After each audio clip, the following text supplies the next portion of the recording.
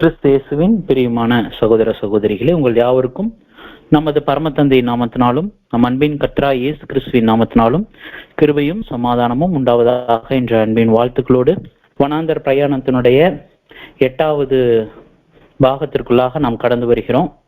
தேவனுடைய பெரிதான கிருபை இரக்கம் கடந்த நாட்களிலும் கூட மாம்சீக இஸ்ரேல் ஜனங்களுக்கு எப்பேற்பட்டதான அனுபவங்கள், எப்பேற்பட்டதான சூழ்நிலைகள் தேவன் அனுமதித்திட்டார். அது ஆவிக்குரிய இஸ்ரேல் ஜனங்களாகி நமக்கு எப்படிப்பட்டதான எச்சரிப்புகள், போதனைகள், வழிநடத்துதல்கள் தேவன் நமக்கு தரக்கூடியவராக இருக்கிறார் என்பதை கூட நாம் கடந்த வாரங்களினுடைய பாடங்கள்ல நாம் தேவனுடைய கிருபையில பார்த்தோம். அது மாத்திரமல்ல, அவங்களுடைய பிரயாணத்தினுடைய துவக்கம், அந்த பிரயாணத்தின் மத்தியில அவங்க சுக்கோத் வராங்க. அந்த சுக்கோத்துல அவர்களுக்கு நடந்துட்ட அநேக சூழ்நிலைகள், அந்த சுக்கோத் ஆவிக்குரிய இஸ்ரேல் ஜனங்களாகிய நமக்கு அது எப்பேற்பட்டதான படிப்பினை கொடுக்கக்கூடியதாக இருக்கிறது. இந்த வனாந்தர பிரயாணம் அப்படிங்கிறது அது எப்படிப்பட்டதான ஒரு சூழ்நிலைகள், எப்பேற்பட்டதான கண்ணோக்கங்கள், யார் யாரெல்லாம் கூட வந்துட்டாங்க என்கின்ற அநேக காரியங்களை நாம் தேவனுடைய கிருபையில நம்ம பார்த்திருந்தோம் சகோதர சகோதரிகளே. பாடத்தினுடைய இறுதியில கூட தியானத்திற்காக சில வசன பகுதிகள் சொல்லியிருந்தோம். என்னாகமத்தினுடைய புஸ்தகம் 33ஆம் அதிகாரம் 1-6 வரையிலான வசன பகுதிகள் வாசிங்க அப்படிங்கறத நம்ம சொல்லியிருந்தோம் சகோதர சகோதரிகளே. அப்ப இந்த ஒரு வனாந்தர பிரயாணம் ராம்சேஸ்ல அது துவங்கி சுக்கோத்ல முதலாவதாகவும், அடுத்ததாக ஒன்றன் பின் ஒன்றாக அவர்கள் கானான் தேசத்தை நோக்கி அவர்கள் கடந்து செல்லக்கூடியவர்களாக இருக்காங்க. என்னாகமத்தினுடைய புஸ்தகம் 33ஆம் அதிகாரத்தினுடைய பதிவுகளை நம்ம பார்க்கும் பொழுது அவர்கள் பிரயாணம் செய்திட்ட பட்டணங்களுடைய பெயர்கள் மட்டும் மொத்தம் 41 பட்டணங்கள் கடந்து போகிறாங்க.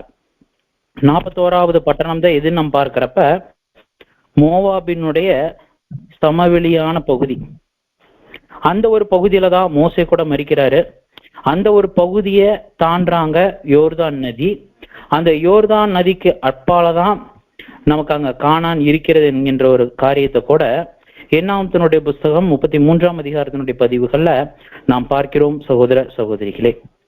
அப்ப இப்பேற்பட்டதான இந்த ஒரு மாபெரும் ஒரு பிரயாணம் நீசான் மாதம் 15ஆம் தேதி தான் அவர்கள் துவங்கினார்களா அப்படிங்கிற ஒரு கேள்வி வைத்தோம் அப்படின்னா, அடியனிடத்திலேயே ஒரு பட்டணத்துல இதை குறிச்சுதான தியானங்கள் நம்ம பகிர்ந்து கொள்ளும் பொழுது, இல்ல பிரதர், யாத்ராமத்தினுடைய புஸ்தகத்தை நாம் பார்க்கிறப்ப அன்றைய தின ராத்திரியிலே புறப்பட்டார்கள் என்கின்ற வசனத்தின் பிரகாரமாக அவங்க நீசான் 14ல தான் அவங்க புறப்பட்டாங்க என்கின்ற ஒரு சில கருத்துக்கள் அவர்கள் பகிர்ந்து கொண்டாங்க. நம்ம சில விளக்கங்கள் சொல்லிட்டாலும் அது ஏற்புடையதாக அவர்கள் அக்செப்ட் பண்ணிக்கல. ஆனா வேத வாக்கியங்கள்ல நாம் சற்று ஆராய்ந்து பார்க்கும் பொழுது என்னாகமத்தினுடைய புஸ்தகம் 33ஆம் அதிகாரம் 3ஆம் வசன பகுதிகள் நாம் வாசிக்கலாம். என்னாகமம் 33:3. முதலாம் மாதத்தின் 15ஆம் தேதியிலே அவர்கள் ராம்சேஸை விட்டு புறப்பட்டார்கள். பாஸ்காவுக்கு மறுநாளிலே இயேசுவை எல்லோரும் பார்க்க இஸ்ரவேல் பக்தர்கள் பலத்த கையுடன் புறப்பட்டார்கள். அப்ப அந்த ஒரு வசனம் தெளிவாக நமக்கு எடுத்து காண்பிக்கிறது, அவங்க 15ஆம் தேதியில ராம்சேஸை விட்டு புறப்படுறாங்க. அவங்க பஸ்காவுக்கு மறுநாளிலே. அப்ப நமக்கு தெளிவா புரிஞ்சிருது, நீசான் மாதம் 15 புறப்படுறாங்கன்னா அதுக்கு முந்தைய நாள் அப்படின்னு நாம் பார்க்கும் பொழுது அந்த 14ஆம் தேதி பஸ்கா அனுசரிச்சிருக்கிறாங்க என்கின்ற ஒரு தெளிவான ஒரு வசன பகுதிகள் நாம் இங்க பார்க்கக்கூடியவர்களாக இருக்கிறோம். அப்ப இஸ்ரேல் ஜனங்கள் நீசான் 14ல பஸ்கா அனுசரிக்கிறாங்க.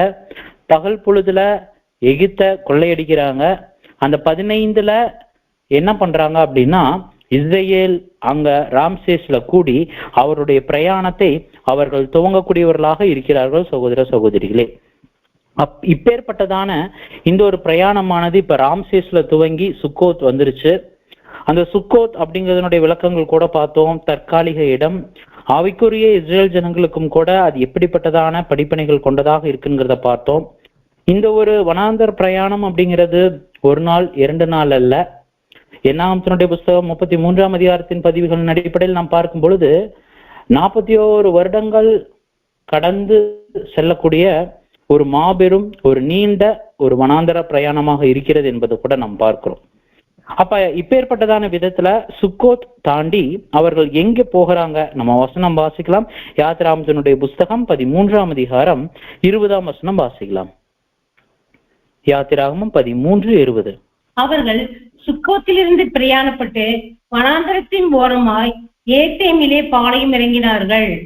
இப்ப மாம்சீக இஸ்ரேல் ஜனங்கள் சுக்கோத்திலிருந்து புறப்பட்டு வனாந்திர ஓரமாய், இப்ப நம்ம பார்க்கும் பொழுது இந்த ராம்சேஷா இருந்தாலும் சரி, சுக்கோத்தா இருந்தாலும் சரி, ஏத்தாமா இருந்தாலும் சரி, இவங்க எங்கதான் தொடர்ந்து டிராவல் பண்ணி கொண்டு இருக்கிறாங்கன்னா எகிப்தினுடைய பார்டர்லயே தான் அவங்க டிராவல் பண்ணிட்டு இருக்கிறாங்க. எகிப்தினுடைய எல்லை ஓரத்திலேயே தான் அவருடைய பிரயாணங்கள் இருக்கு. இந்த எல்லை ஓரத்தினுடைய பிரயாணத்துல அவர்கள் எங்க வராங்கன்னா வனாந்திர ஓரமாய் ஏத்தாம் வராங்க. இது இஸ்ரேல் ஜனங்கள் எதிர்பார்த்துட்ட ஒரு பாதையா அப்படின்னா நிச்சயமா இல்ல. ஏன்னா இஸ்ரேல் ஜனங்கள் ராம்சேஸ்ல இருந்து ஒருவேளை கானானுக்கு அந்த ஷார்ட்கட்டாக அவர்கள் கடந்து போறாங்க, ஒருவேளை பெலிசிய தேசம் வழியாக அவர்கள் கடந்து போறாங்க அப்படிங்கிற பட்சத்துல அது ஒரு வாரத்துல இருந்து ஒரு மாத பிரயாணம், அவ்வளவுதான். அவ்வளவு விரைவாக செல்ல வேண்டிய அந்த ஒரு பிரயாணத்தை இப்ப பார்க்கும் பொழுது அதற்கு நேர் எதிர் திசையில இவளுடைய பிரயாணம் இருக்குது. இவங்க பெலிஸ்தியர் தேசத்துக்கு எந்த திசை வழியா போகணுமோ அதற்கு நேர் எதிர் திசையில தான் இந்த ஒரு வனாந்தர பிரயாணம் இருக்கு. அது மாத்திரமல்ல, ஏத்தாம் எப்படிப்பட்டதாக இருக்குன்னா அந்த வனாந்தரத்தினுடைய ஓரத்துல இருக்குது. இப்படிப்பட்ட இஸ்ரேல் ஜனத்தார் எதிர்பார்க்காத சற்றும் வேறுபட்ட ஒரு பாதையாக தான் இங்கு இருக்குது அப்படிங்கிறத நாம் பார்க்கிறோம். சகோதர சகோதரிகளே, சற்று நிதானிச்சு பார்க்கணும். இப்போ ஒருவேளை நம்ம கோயம்புத்தூர்ல இருந்து சேலம் போகணும் அப்படின்னு ஒருவேளை நம்ம ஒரு பைக் எடுக்கிறோம் இல்ல கார் எடுக்கிறோம் அப்படின்னா, சரி வாங்க பிரயாணம் போலாம் அப்படின்ட்டு கோயம்புத்தூர்ல இருந்து அப்படியே பொள்ளாச்சி வந்து, பொள்ளாச்சியில இருந்து பழனி, திண்டுக்கல், திண்டுக்கல்ல இருந்து அப்படியே மதுரை போய், மதுரையில இருந்து அப்படியே சுற்றி அப்படியே நத்தம் அப்படியே என்ன பண்றோம் அப்படின்னா நாமக்கல்லாம் சுத்தி அதுக்கப்புறம் ஒருவேளை நம்ம சேலம் போனா இதுதான் சரியான ஒரு பிரயாணமா இருக்குங்களா? ஏன் பிரதர் இப்படி சுத்தி பாக்குறீங்க? நீங்க என்ன பண்ணுங்க, ஜிபிஎஸ் போடுங்க, மேப்பை போடுங்க, டக்குன்னு என்ன பண்ணிடலாம், அந்த ஒரு குறிப்பிட்ட பகுதிக்கு கடந்து போயிடலாமே பிரதர் அப்படிங்கிறத நாம் சொல்லலாம். இப்ப நமக்கு ஜிபிஎஸ் இருக்குது. ஆனா இந்த வனாந்தர பிரயாணத்தினுடைய இந்த ஒரு சூழலின் மத்தியில ஜிபிஎஸ் இருக்குதா அல்லது மேப் இருக்குதா அப்படின்னா இல்ல. அப்ப இப்பேற்பட்டதான இந்த வகையில பார்க்கும் பொழுது இஸ்ரேல் ஜனங்கள் தெரியும் எங்க போகணும், தெரியும் கானான் தேசம். ஆனா அந்த கானான் தேசத்துக்கு எப்படி போகணும், இந்த வழியில போனா எப்படிப்பட்டதாக இருக்கும் என்கின்ற சகல காரியங்கள் அவர்கள் அறிந்தவர்களாக இருக்கிறாங்களா அப்படின்னா கண்டிப்பா இல்ல. எங்க போகணும் தெரியும், ஆனா எப்படி போகணும், எந்த விதத்துல போகணும் அப்படிங்கிறது அவர்கள் அறியாதவர்களாக இருந்துட்டாங்க சகோதர சகோதரிகளே. அது மாத்திரமில்ல, இந்த கானான் தேசத்தை நோக்கிய இந்த ஒரு பிரயாணத்தின் மத்தியில அவர்களுக்கு எப்படிப்பட்டதாக இருந்தது அப்படின்னா அவர்கள் எதிர்பார்த்ததுக்கு அப்பாற்பட்ட வகையில தான் இந்த பிரயாணம் இருந்தது. ஏனென்று பார்க்கும் பொழுது நிச்சயமா தெரியும், நமது காலப்பகுதியில மே மாதம் அல்லது ஏப்ரல் மாதம் அப்படின்னால நம்ம என்ன ஆயிடுறோம், இந்தியா மட்டும் இல்ல உலகத்துல எங்க இருந்தாலுமே என்ன கடந்து வரக்கூடியதாக இருக்குன்னா வெயில். அந்த வெயில் எப்ப நம்மளை விட்டு தாக்கம் நம்ம விட்டு போகும் அப்படின்ட்டு ரொம்ப கஷ்டப்படுவோம். அந்த வெயில் நீக்கி போடணும்ட்டு எப்படியெல்லாம் முயற்சி பண்ணுவோம். சரி, இப்ப ஒருவேளை சென்னையில இருக்கிறவங்களுக்கு வெயில் எப்படி இருக்கும், கடுமையா இருக்கும். அவங்க என்ன சொல்றாங்கன்னா மே மாத வெயில் தாங்க முடியலைங்கன்னு சொல்றாங்க. சென்னையிலயும் வெயில் இருக்கு. ஒருவேளை கோயம்புத்தூர், பொள்ளாச்சி அந்த ஏரியா வந்தா சென்னைக்காரங்களுக்கு அது குளிர்ச்சியான பகுதி, ஆனா கோயம்புத்தூர் அல்லது பொள்ளாச்சி பகுதியில் இருக்கிறவங்களுக்கு அது வெயில்.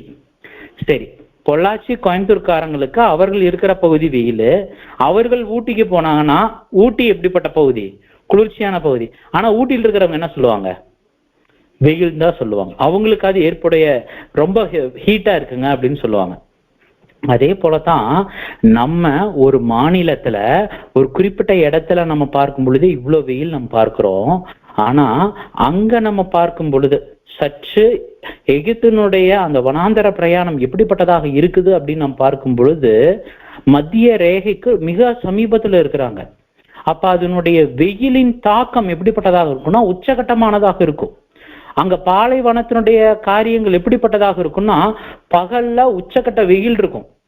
அதை குறிச்சுதான் ஆராய்ச்சியில என்ன சொல்றாங்கன்னா, அந்த ஸ்கின், அந்த தோல் உரிந்து போகத்தக்கதான அளவிற்கு வெயில் இருக்குமா, செதில் செதிலா பிஞ்சு வரக்கூடிய வகையில இருக்குமா, உடலினுடைய அந்த எனர்ஜி சோர்ஸ், அந்த உடலினுடைய ஈரப்பதம் எல்லாத்தையும் மொத்தமா உரிந்து போடத்தக்கதான வெயில் பகல் பொழுதுல இருக்குமா.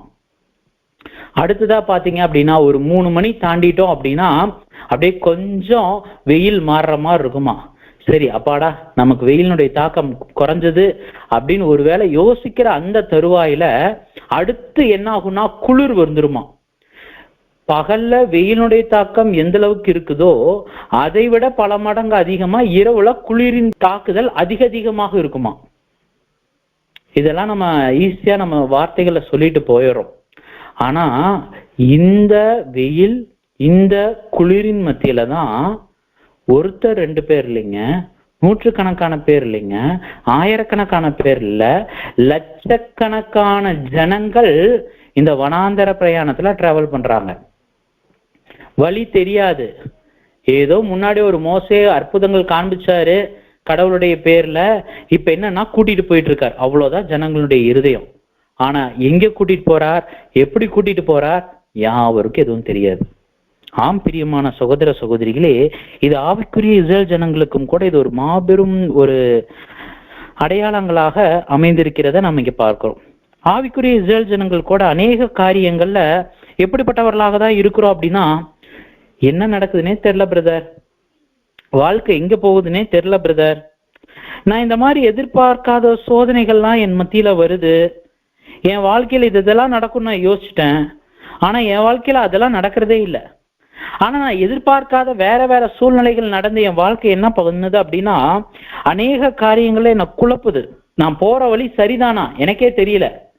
நான் சத்தியம்னு சொல்லி இந்த பாதையில வந்திருக்கிறேன், இருந்த பொழுதிலும் நான் எப்படிப்பட்டவனா ஜீவிக்கிறேன், நான் உண்மையாலே தேவனுக்கு உத்தமனா இருக்கிறேன்னா, எனது குடும்பத்தின் மத்தியில் நான் எப்படிப்பட்டவனாக இருக்கிறேன் தெரியல, நான் எங்க போறேன்னு எனக்கே தெரியல பிரதர் அப்படிங்கிற நாமும் கூட ஆவிக்குரிய ஏத்தாம் பகுதியில தான் கடந்து செல்லக்கூடியவர்களாக இருக்கிறோம் சகோதர சகோதரிகளே. நான் நினைச்சது நடக்க மாட்டேது, ஆனா ஏதோ ஒண்ணு நடக்குது. ஆம் பிரியமான சகோதர சகோதரிகளே, ஒரு தெளிவில்லாத ஒரு வாழ்க்கை அல்லது தெளிவில்லாத ஒரு சந்தேகம் நிறைந்த ஒரு வாழ்க்கை, ஒருவேளை தேவன் நம்மளை சரியான விதத்துலதான் வழிநடத்துறாரா, அல்லது தேவன் என்ன சரியாதான் பார்க்கிறாரா, என்னுடைய குறைகள் எல்லாம் அவர் கண்ணோக்குறாரா, என்னுடைய ஜெபங்கள் எல்லாம் அவருடைய பார்வையில அவருடைய சமூகத்திற்கு போகக்கூடியதாக இருக்குதா, எனக்கு கண்ணு தெரியலைங்க. என் வாழ்க்கையை நான் எப்படி கொண்டு போறது எனக்கு தெரியல, திகிலா இருக்கு, பயமா இருக்கு, எனக்கு யாருடைய ஆதரவும் இல்லாத ஒரு திக்கற்ற நிலைமையில இருக்கிறேன், என்னால எதுவுமே செய்ய முடியல, என்னை சுத்தி யாருமே இல்லையா அப்படிங்கிற ஒரு சூழல் மத்தியில தேவன் என்ன பண்றாரு நாம் பார்க்கும் பொழுது நம்மை கண்ணோக்கக்கூடியவராக இருக்கிறார் சகோதர சகோதரிகளே. அதுதான் நம்ம கடந்த வாரத்தினுடைய காரியத்துல நம்ம பார்த்துட்டோம். அவங்க ராம்சேஸ்ல இருந்து எங்க வராங்க, சுக்கோத் வராங்க. சுக்கோத் என்ன பார்த்தோம், சுயபலன் அல்ல, தேவ பலத்தை சார்ந்து. இந்த உலகமானது ஒரு டெம்பரவரி கூடாரம். இந்த ஒரு கூடாரத்தின் மத்தியில நமது பலன் அல்ல, தேவனை சார்ந்து ஜீவிக்கும் பொழுது அடுத்த கட்டமாக நமது இருதயத்துல என்னதான் வரும்னா ஒரு திகில், பயம், ஆதரவற்ற தன்மை, என்ன நான் சரியாதான் நடந்து போறேனா, வழி நடத்துதல்ல சந்தேகம், எல்லாமே கடந்து வரக்கூடியதாக இருக்கும் சகோதர சகோதரிகளே. இந்த ஒரு ஆதரவு இல்ல, யாருமே நடத்துறதுக்கு இல்ல, எனக்கு துணைன்னு யாருமே இல்ல, தேவன் பட்சத்துலதான் நான் இருக்கிறேன்னா எதுவுமே தெரியல என்று யோசிக்கும் அந்த தருவாயில தான் இப்ப தேவன் நமக்கு என்ன செய்யக்கூடியவராக இருக்கிறார் என்பதை நம்ம இந்த மாம்சீக இஸ்ரேல் ஜனங்கள் மத்தியில நாம் அழகாக பார்க்கிறோம். மாம்சீக இஸ்ரேல் ஜனங்களுடைய காரியத்துல யாத்ராமத்தினுடைய புஸ்தகம் 13ஆம் அதிகாரம் 21 மற்றும் 22 வசன பகுதிகள் வாசிக்கலாம். யாத்திராகமம் 13ஆம் அதிகாரம் 21 மற்றும் 22. அவர்கள் இரவும் பகலும் வழி நடக்க கூடும்படிக்கு கர்த்தர் பகலில் அவர்களை வழிநடத்த மேகஸ்தம்பத்திலும் இரவில் அவர்களை வெளிச்சம் காட்ட அக்கினி ஸ்தம்பத்திலும் அவர்களுக்கு முன் சென்றார். பகலிலே மேகஸ்தம்பமும் இரவிலே அக்கினி ஸ்தம்பமும் ஜனங்களிடத்திலிருந்து விலகி போகவில்லை. அப்ப இந்த வசன பகுதிகளை நம்ம பார்க்கிறோம், மேகஸ்தம்பம், அக்னி ஸ்தம்பம். தூய வார்த்தைகள்ல பார்க்கிறப்ப மேகத்தூண் வருது, அக்னி தூண் வருது. அப்ப மேகஸ்தம்பம், அக்னி ஸ்தம்பம் அப்படிங்கறத நம்ம பார்க்கும் பொழுது இந்த மேகஸ்தம்பம் மற்றும் அக்னி ஸ்தம்பத்தின் மூலமாக தேவன் அவர்கள் மத்தியில இருந்து வழிநடத்தக்கூடியவராக இருக்கிறார்னு பார்த்தோம். அப்ப அந்த தேவன் அல்லது கர்த்தர் அந்த வார்த்தை எதை அடையாளப்படுத்தக்கூடியதாக இருக்குன்னா, நாம் கடந்த வாரங்கள்ல கூட பார்த்தோம். யாத்திராமத்தினுடைய புஸ்தகம் 23ஆம் அதிகாரத்தில் இருக்கக்கூடிய 20 to 22 வசன பகுதியில இருக்கிற அந்த மிகாயேல் தூதன் கர்த்தராய் இயேசு கிறிஸ்துவ அது அடையாளப்படுத்தக்கூடியதாக இருக்கு. அந்த மாம்சீக இஸ்ரேல் ஜனங்களை தேவனுடைய பிரதிநிதியாக இருந்து அங்க மிகாயேல் தூதன் எப்படிப்பட்டவராக வழிநடத்தினார் என்பதை நாம் பார்த்தோம். சில அந்த மேகஸ்தம்பம் அல்லது அக்னி ஸ்தம்பம் அது எப்படி இருக்கும் பிரதர், அல்லது அது என்ன பிரதர் அப்படின்னு ஒரு காரியம் நாம் கேட்கும் பொழுது இதற்கு 2 கருத்துக்கள் சொல்லக்கூடியவர்களாக இருக்கிறாங்க. இந்த மேகஸ்தம்பம் அல்லது அக்னி ஸ்தம்பம் அப்படிங்கிறது எப்படிப்பட்டதாக இருக்கும் அப்படின்னா, இஸ்ரேல் ஜனங்கள் மத்தியில அவங்க எங்க கடந்து போறாங்களோ அந்த பகுதியில ஒரு நீளமான வானத்திற்கும் பூமிக்கும் இணைக்கத்தக்கதான ஒரு உருளை வடிவிலான ஒரு மேகம் அது இருக்கும். பகல் பொழுதுல அந்த மேகம் சாதாரண ஒரு தோற்றத்துல இருக்கும். இரவு பொழுதுல அது அக்னிமயமான ஒரு தோற்றத்தை அல்லது பிம்பத்தின் மூலமாக அந்த இஸ்ரேல் ஜனங்களுக்கு ஒரு கதகதப்பான சூழலை கொடுக்கும் அப்படிங்கிற ஒரு காரியம் சொல்றாங்க. இது நகரும் பொழுது இஸ்ரேல் ஜனங்களும் நகர்ந்து போனார்கள் என்கின்ற ஒரு கருத்து கொடுக்கக்கூடியதாக இருக்கிறாங்க. இரண்டாவது ஒரு கருத்து இருக்குது. என்ன ஒரு கருத்து அப்படின்னு நம்ம பார்க்கும் பொழுது, இந்த மேகஸ்தம்பம் அப்படிங்கும் பொழுது என்ன சொல்றாங்க விளக்கம் அப்படின்னா, இது இஸ்ரேல் ஜனங்களோடையே சதா காலமும் இருந்துச்சாம். அது மாத்திரமல்ல, இது ஏதாச்சும் டிராவல் பண்ணும் பொழுது, ஏதேனும் பகுதிகளில் கடந்து போகணும்னு சொல்லும் பொழுது இந்த ஸ்தம்பம் எப்படிப்பட்டதாக இருந்துச்சுன்னா, முன்பதாகவே சொல்லப்பட்டது போல ஒரு வானத்திற்கும் பூமிக்கும் இணைக்கத்தக்கதான ஒரு நீளமான ஒரு உருளை வடிவிலான ஒரு மேகம் வழிநடத்தக்கூடிய ஒரு கருவியாக இருந்துச்சாம். ஆனா ஒருவேளை இது அவங்க நடந்து போகிறது இல்ல, ஒரே இடத்துல அவங்க உட்கார்ந்து இருக்கிறாங்க என்கின்ற பட்சத்துல, அவர்கள் எங்கேயும் நகரக்கூடாது, ஒரே பகுதியில இருக்கணும் என்கின்ற பட்சத்துல அந்த ஸ்தம்பம் என்ன பண்ணும் அப்படின்னா, அது அப்படியே வானத்திற்கு நேராக இஸ்ரேல் ஜனங்கள் எங்கெங்கெல்லாம் படர்ந்து இருக்கிறார்களோ அவர்கள் மத்தியில, அவர்களுக்கு மேலாக வானத்துல மாபெரும் ஒரு பெரிய மேக திரளாக அது பறந்து விரிந்து ஜனங்களை காக்கத்தக்கதாக இருந்துச்சாம். இதுவும் பகல் பொழுதுல குளிர்ச்சியாகவும் இரவு பொழுதுல வெளிச்சம் மற்றும் ஒரு கதகதப்பு கொடுக்கக்கூடியதாக இருந்தது அப்படிங்கிற விளக்கம் கொடுக்குறாங்க சகோதர சகோதரிகளே. ஆனா நாம் அநேக வசன பகுதிகள் நாம் பார்க்கும் பொழுது இந்த இரண்டாவது கருத்து நமக்கு ஏற்புடையதாக இருக்கு.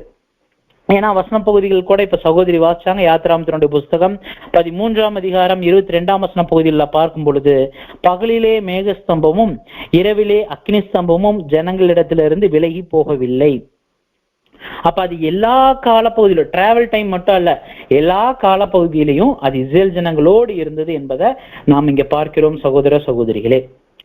அப்ப நம்ம ஒருவேளை யோசிக்கலாம், ஒருவேளை அப்ப மேகஸ்தம்பம் அப்படின்னா அது தனி மேகம், நெருப்பு ஸ்தம்பம் அப்படின்னா இது தனி மேகமா அப்படின்னு கேட்டா, நிச்சயமா இதற்கு கருத்துக்கள் கொடுக்கும் பொழுது என்ன சொல்றாங்கன்னா, அது இரண்டும் ஒரே மேகம்தான், ஆனா நேரத்திற்கு ஏற்றாற் போல அதனுடைய தன்மை மாறுபடுது அப்படிங்கிற ஒரு காரியத்தை சொல்றாங்க.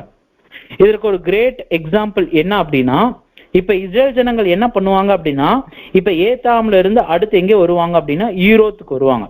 அந்த ஈரோத்துக்கு அவர்கள் கடந்து வரக்கூடிய அந்த ஒரு தருவாயில அவர்களுக்கு என்ன நடக்கக்கூடியதாக இருக்கும் அப்படின்னா, பின்பதாகவே எகிப்தினுடைய ஜனங்கள் கடந்து வரக்கூடியவங்களாக இருப்பாங்க.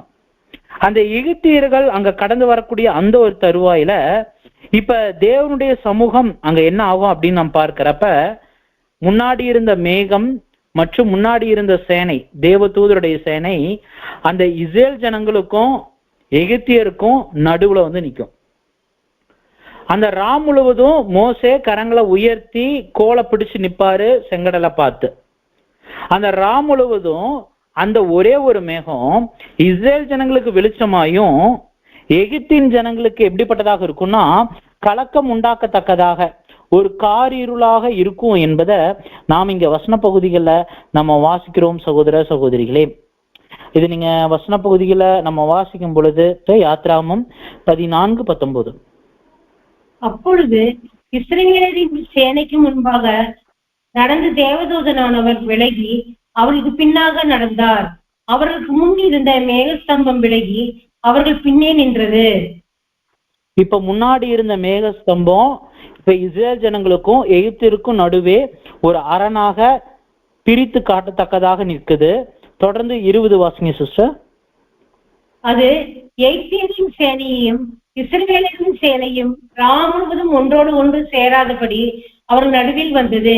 எகிப்தியருக்கு அது மேகமும் அந்தகாரமுமாய் இருந்தது. இஸ்ரவேலருக்கோ அது இரவை வெளிச்சமாக்கிற்று. ஒரே மேகம்தான் ஒரு கூட்ட ஜனத்தாருக்கு வெளிச்சத்தை கொடுக்குது, இன்னொரு கூட்ட ஜனத்தாருக்கு அது இருளை கொடுக்கக்கூடியதாக இருக்கு. அது எப்படிப்பட்ட மேகம், அது எந்த மாதிரி இருந்துச்சு யாம் அறியோம். ஒருவேளை மாம்சீக இஸ்ரேல் ஜனங்கள்ல 1000 அரசாட்சியில உயிரோடு எழுப்பப்பட்டு வரும் பொழுது ஒருவேளை மோசேயின் இடத்துலயோ ஆரோன் இடத்துலயோ மீரியாம் இடத்துலயோ இல்ல அந்த காலப்பகுதியில வாழ்ந்த இஸ்ரேல் ஜனங்கள்கிட்ட கூப்பிட்டு கேட்டாதான் அது எப்படிப்பட்டதான ஒரு மேகம் தேவன் அனுமதிச்சாருங்கிறது தெரியும். அப்பேற்பட்டதான ஒரு மாபெரும் ஒரு நாம் யோசிப்பதற்கு அப்பாற்பட்ட வகையில இஸ்ரேல் ஜனங்களை வழிநடத்தத்தக்கதான ஒரு மேகத்தை திக்கற்ற ஒரு சூழல்ல தேவன் அவர்களை வழிநடத்துவதற்காக அங்க அவர் ஏற்பாடு செய்துட்டார். ஏத்தாம்ல அவங்களுடைய வனாந்தர பிரயாணத்தினுடைய துவக்கத்திலேயே இது வரல.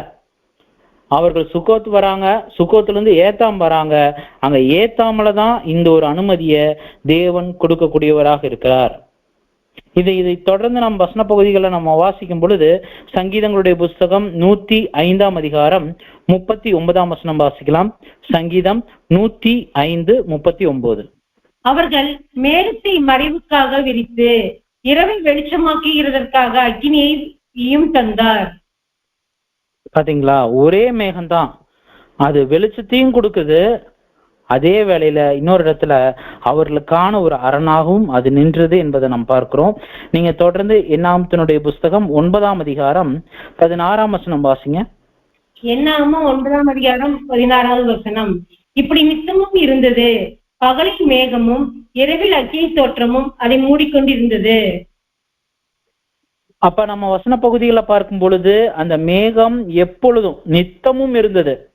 நித்தம்னா ஏத்தாம்ல இருந்து அந்த மேகஸ்தம்பம் நித்தமும் இஸ்ரேல் ஜனங்களோடு அது இருந்தது அப்படிங்கிறத பார்க்கிறோம். பகல்ல அது மேகமா இருக்கு. அந்த மேகத்தை குறிச்சு விளக்கங்கள் சொல்றாங்க. என்னன்னா, பகல் பொழுதுல இஸ்ரேல் ஜனங்களுக்கு வனாந்தரத்துல வெயிலுடைய தாக்கம் இருக்கக்கூடாதுன்ட்டு இந்த மேகத்தின் வாயிலாக அங்க குளிர்ச்சியான ஒரு சூழலை தேவன் ஏற்பாடு பண்ணி கொடுத்தாராம். வனாந்தர பிரயாணம் தான், ஆனா அவங்க வெயில்ல போகல, குளிர்ந்த சூழ்நிலையில. அதான் கடந்த பாடத்துல கூட ஒரு ஹிண்ட் சொல்லியிருந்தேன். என்னன்னா, ஒரு ஊருக்கே தேவன் ஏசி போட்டிருக்காருன்னா இந்த வனாந்தர பிரயாணம் தாங்க.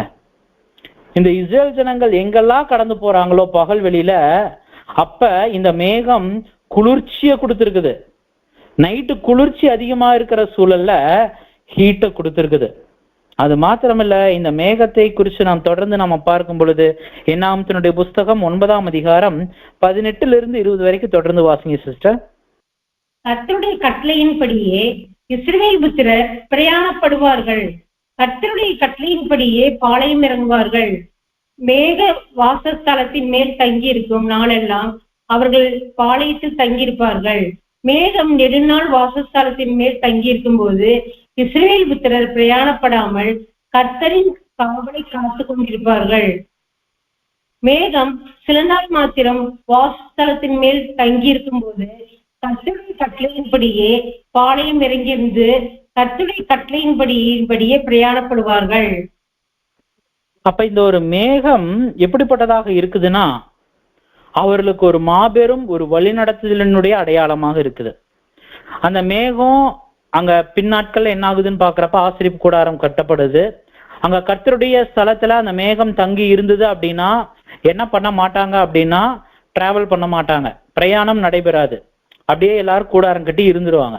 ஒருவேளை அந்த மேகம் தொடர்ந்து டிராவல்லையே இருக்கு அப்படிங்கிறப்ப இஸ்ரேல் ஜனங்களும் என்ன பண்ணி ஆகணும், தொடர்ந்து அந்த மேகத்தோட டிராவல் பண்ணணும்.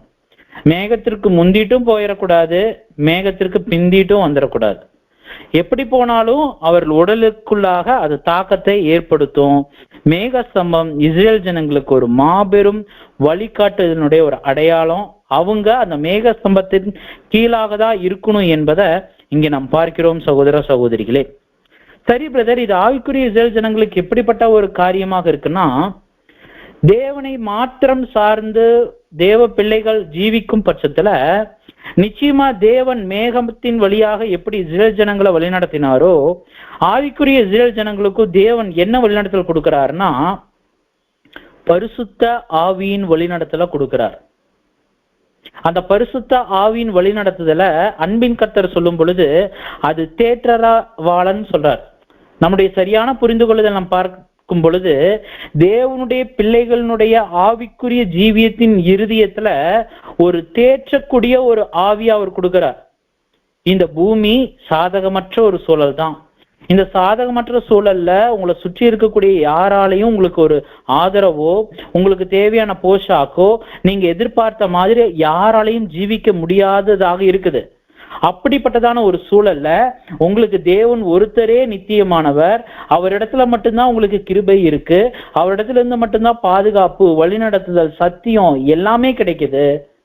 அப்படிப்பட்ட பிதாவாகிய தேவனோடு இணைக்கத்தக்கதான, தொடர்பில் ஐக்கியப்படத்தக்கதான தேற்றக்கூடிய ஒரு ஆவியாக தேவன் நமக்கு கொடுத்து வழிநடத்தலை கொடுக்கக்கூடியவராக இருக்கிறார். சகோதர சகோதரிகளே, எவ்வளவு பியூட்டிஃபுல்லா அடையாளப்படுத்துது பார்த்தீங்களா? இந்த ஒரு தேற்றரவாளன், இந்த ஒரு ஹோலி ஸ்பிரிட் கைடன்ஸ் தேவனுடைய பிள்ளைகளிடத்துல கடந்து வரும் பட்சத்துல இந்த பூமியில நடக்கக்கூடிய சம்பாஷணைகள், பூமியில் நடக்கக்கூடிய சம்பவங்கள், பூமியில் நடக்கக்கூடிய ஆபத்துக்கள், உலகத்துல ஏற்படக்கூடிய அநேக மோச நாசங்கள் மத்தியில இவர்கள் எப்படிப்பட்டவர்களாக இருப்பாங்கன்னா கழுகுகளை போன்று புதுபலன் அடைந்து சட்டைகளை விரித்து பறப்பாங்க. சகோதர சகோதரிகளே, இவர்களுக்குள்ளாக எந்த ஒரு கலக்கமோ பயமோ திகிலோ அது இருக்காது. தேவனை சார்ந்து ஜீவித்து தேவனுடைய வழிநடத்தலுக்கு ஏற்ப ஒருத்தர் ஜீவிக்கும் பட்சத்துல அவர்களுக்கு இந்த பூமியில அவங்க உடலே செத்து போக ஒரு தருணம் இருந்தாலும் அவர்கள் அதற்கு ஒப்பு கொடுக்கக்கூடிய வகையில எப்படி சொல்லலாம் அப்படின்னா ரிலாக்ஸா இருப்பாங்க. இன்னொரு வகையில சொல்லணும்னா தானியல் வகுப்பார போல இருப்பாங்க. நீங்க தானியலுடைய புஸ்தகம் 6ஆம் அதிகாரத்தினுடைய பதிவுகளை நம்ம பார்க்கும் பொழுது ராஜா தானியேல சிங்கக்கேபில போடுறதுக்கு அவர் பதட்டப்படுவாரு. அவர் என்ன சொல்லுவாருன்னா, நீ வழிபடக்கூடிய தேவன் உன்னை ரட்சிப்பாருன்னு சொல்லிட்டு அவரு சொல்லிட்டு போவாரு. தானியேல் நைட் ஃபுல்லா தேவனிடத்துல பிரேயர் பண்ணல, வசனங்கள் எங்கேயும் பதிவுகள் இல்லை. ஆனா தரியு ராஜா என்ன பண்ணுவார் அப்படின்னா நைட்டு ஃபுல்லா அவருக்கு தூக்கம் இருக்காது, மனக்கலக்கம் கொண்டவரா இருப்பாரு. அந்த சிங்கக்கேபி பக்கத்துல வந்துட்டு அவரு துயர சத்தத்தோடு தானியேலே உங்க தேவன் உன்னை ரசித்தாரா அப்படின்ட்டு ஏக்கத்தோட அவர் கேட்பார். அப்ப தானியேல் என்ன சொல்லுவார்னா, ராஜா நீர் வாழ்க, என்னுடைய தேவன் அவருடைய தூதர் மூலமா சிங்கத்தின் வாயை கட்டினாரு. தானியேல் அவ்வளோ ரிலாக்ஸா இருந்தாரு. ஆம் பிரியமான சகோதர சகோதரிகளே, தேவன் மீது நம் முழு விசுவாசம், முழு நம்பிக்கை முழுவதுமாக அவரிடத்துல அர்ப்பணம் பண்ணி அவரை முழுவதுமாக சார்ந்திருக்கும் பட்சத்துல, பரிசுத்தாவின் வழிநடத்தல் நமக்குள்ளாக இடைப்படும் பட்சத்துல நாமும் இப்படிதாங்க இருப்போம். அந்த மேகத்திற்கு கீழாக நாம் ஜீவிக்கக்கூடியவர்களாக இருப்போம் சகோதர சகோதரிகளே. அப்ப அதுல நம்ம பார்க்கிறோம், மேகத்திற்கு முன்னாடி போனாலும் வெயிலுடைய தாக்கம் பாதிப்புகள் இருக்கு, பின்னாடி வந்தாலும் பாதிப்புகள் இருக்கு. இதுல ஒருத்தர் மட்டும் என்ன பண்ணார் தெரியுங்களா, மேகத்துக்கு நான் மேலேயே போறேன்னு ஒருத்தர் ட்ரை பண்ணார். யார் அவரு? வசனம் வாசிக்கலாம். ஏசாயாவினுடைய புஸ்தகம் 14ஆம் அதிகாரம் 14ஆம் வசனம் வாசிக்கலாம். ஏசாயா 14:14. நான் மேகத்துக்கு மேலாக உன்னதங்களில் ஏறுவேன், உன்னதமானவருக்கு ஒப்பாவேன் என்று நீ உன் இருதயத்தில் சொன்னாயே. பாத்தீங்களா? இது யாரை குறிக்குதுன்னா, நமது எதிராளியாகிய சாத்தானை பற்றி இது குறிப்பிடக்கூடியதாக இருக்குது. அப்ப அந்த மேகம் எதை அடையாளப்படுத்துதுன்னா, தேவனுடைய வழி நடத்துதல், தேவனுடைய பராமரிப்பு. இதை தாண்டி யாராச்சு சுய பலத்தால, சுய மேட்டுமையினால, சுய அந்தஸ்தால யாராச்சும் மேலோங்கணும்னு ஒருவேளை யோசிக்கக்கூடியவர்களாக இருக்கிறாங்க, செயல்படக்கூடியவர்களாக இருக்கிறார்கள் இன்னும் பட்சத்துல, தேவனுடைய தண்டனை தீர்ப்பு சாத்தானுக்கு எப்படி கிடைத்ததோ அதே போலதாங்க நமக்கும். அதனாலதான் அநேக வசன பகுதிகளில் வாசிக்கிறோம். ரோமருடைய புஸ்தகம் 12ஆம் அதிகாரம் 3ஆம் வசனம் வாசிக்கலாம். அல்லாமலும் எனக்கு அருளப்பட்ட கிருபையினாலே நான் சொல்லுகிறதாவது, உங்களில் எவனாயிலும் தன்னை குறித்து எண்ண வேண்டியதற்கு மிஞ்சி எண்ணாமல் அவனவனுக்கு தேவன் பகிர்ந்த விசுவாசத்தின் அளவின்படியே தெளிந்து எண்ணமுள்ளவனாய் எண்ண வேண்டும். எபிரேயர் 10:29 வாசிங்க. எபிரேயர் 10:29. தேவனுடைய குமாரனை காலின் கீழ் மிதித்து தன்னை பரிசுத்தம் செய்த உடன்படிக்கையின் இரத்தத்தை அஸ்தமின்று எண்ணி கிருபையின் ஆவியினாலே மிந்திக்கிறவன் எவ்வளவு கொடிதான ஆக்கினைக்கு பாத்திரமானாய் இருப்பான் என்பதை யோசித்து பாருங்கள். ஆம் பிரியமான சகோதர சகோதரிகளே, தேவனுடைய வழிநடத்துதல், தேவனுடைய அரவணைப்பு, தேவனுடைய பாதுகாப்பு, தேவனுக்குண்டான சகல காரியங்களை நம்ம புறக்கணித்து சுய பலத்தால நம்ம முன்பதாகவோ பின்னாகவோ அல்லது தேவனை காட்டிலும் மேலான ஒரு சிந்தனை என்னிடத்துல இருக்கு, மேலான ஒரு காரியம் நான் கடந்து செய்யக்கூடியவனாக இருக்கிறேன், எனக்கு தேவன் வெளிப்படுத்தாத ஒரு சத்தியத்தை நான் வெளிப்படுத்துறேன் என்று ஒருவேளை நீங்களும் நானும் சிந்திக்கக்கூடியவனாக இருந்தா, நாமும் சாத்தானை போன்று மேகத்திற்கு மேலாக ஏற முயற்சிக்கிறோம் சகோதர சகோதரிகளே. அப்ப தேவனுக்கு நாம் அடங்கி ஒடுங்கி அவருடைய சித்தத்திற்கு, அவருடைய வழிநடத்தலுக்கு கீழ்பட்டு இருக்க வேண்டியவர்களாக இருக்கிறோம். அப்ப இந்த ஏத்தாம் நமக்கு அடையாளப்படுத்துது, திக்கற்ற ஒரு சூழ்நிலையின் மத்தியில தேவன் அவருடைய வழிநடத்தலை கொடுக்கிறாரு. அதே வேளையில அந்த வழிநடத்தலுக்கு கீழ்பட்டு அந்த வழிநடத்தலை பிடித்து கொண்டவர்களாக இருக்கணுமே தவிர எந்த ஒரு தருணத்திலும் அதை புறக்கணித்து அவரை காட்டிலும் ஒரு மேலான ஒரு ஆதரவு, அதை காட்டிலும் ஒரு மேலான ஒரு பாதுகாப்பு, அதை காட்டிலும் ஒரு மேலான சுயத்தை நாம் வைக்க கூடாது என்பதை இந்த ஏத்தாம் நமக்கு ஒரு மாபெரும் ஒரு எச்சரிப்பாக இங்கு அமையக்கூடியதாக இருக்கிறது சகோதர சகோதரிகளே. அப்ப நாம் யோசிச்சு பார்க்கலாம், நம்ம தேவனுடைய கரத்துலதான் இருக்கிறோம்னா எந்த அளவுக்கு மிக மிக ஜாக்கிரதையாக இருக்க வேண்டியவர்களாக இருக்கிறோம். சரி, இப்ப ஏத்தாம்ல இருக்கும் பொழுது இப்ப அடுத்து என்ன ஒரு சூழல் கடந்து போகுது அப்படின்னா, இப்ப தேவன் இன்ஸ்ட்ரக்ஷன் கொடுக்கிறார் மோசேயின் இடத்துல. யாத்திராகமத்தினுடைய புஸ்தகம் 14ஆம் அதிகாரம் 1-4 வரையிலான வசன பகுதிகள் வாசிக்கலாம். யாத்திராகமம் 14:1-4. கர்த்தர் மோசேயை நோக்கி, நீங்கள் திரும்பி மித்தேனுக்கும் சமுத்திரத்துக்கும் நடுவே பாகால் செபோனுக்கு முன்பாக இருக்கிற ஈரோத்து பள்ளத்தாக்கின் முன்னாடியிலே பாளையம் இறங்க வேண்டும் என்று இஸ்ரவேல் புத்திரருக்கு சொல்லு. அதற்கு எதிராக சமுத்திரக்கரையிலே பாளையம் இறங்குவீர்களாக.